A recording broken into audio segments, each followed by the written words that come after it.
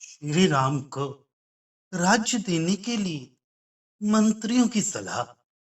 दुखी होने पर भी मंत्रियों ने सोचा कि चक्रवर्ती के लिए उस प्रकार करने के अतिरिक्त अन्य कोई हितकर कार्य नहीं है तथा विशाल संसार में रहने वाले प्राणियों को राम के समान प्रिय अन्य कोई नहीं है।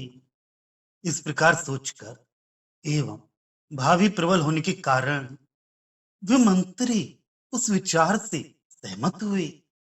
वेदों के अधिष्ठाता चतुर्मुख के पुत्र वशिष्ठ मुनि ने मंत्रियों के विचारों को अपने पुत्र पर अधिक अनुरक्त चक्रवर्ती के मन को तथा संसार के प्राणियों के हित को तटस्थता के साथ विचार कर ये वचन कही।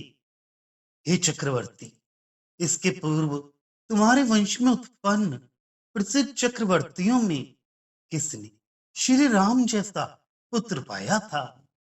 तुम शास्त्रों के ज्ञाता हो, तुम्हारे लिए ऐसा कार्य उचित ही है।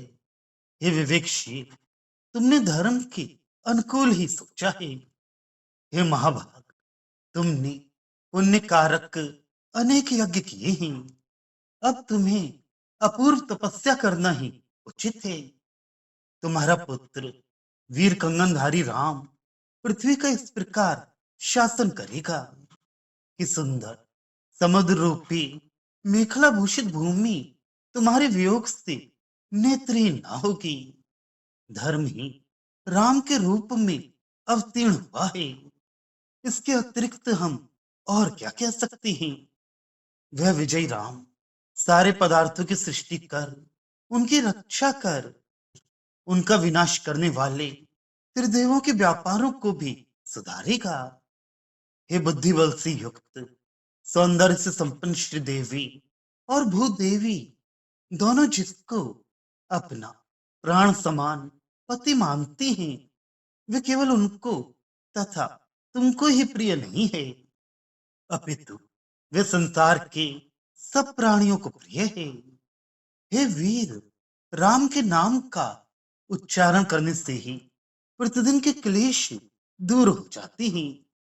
इस कारण से ब्राह्मण आदि तुम्हारे पुत्र को उनके सुकृत के फलस्वरूप उत्पन्न मानते हैं। राम के प्रति अन्य लोगों के प्रेम के बारे में और क्या कहना है? महान कीर्ति से युक्त जानकी भूदेवी से भी उत्तम है। लक्ष्मी, सरस्वती तथा पार्वती से भी उत्तम है।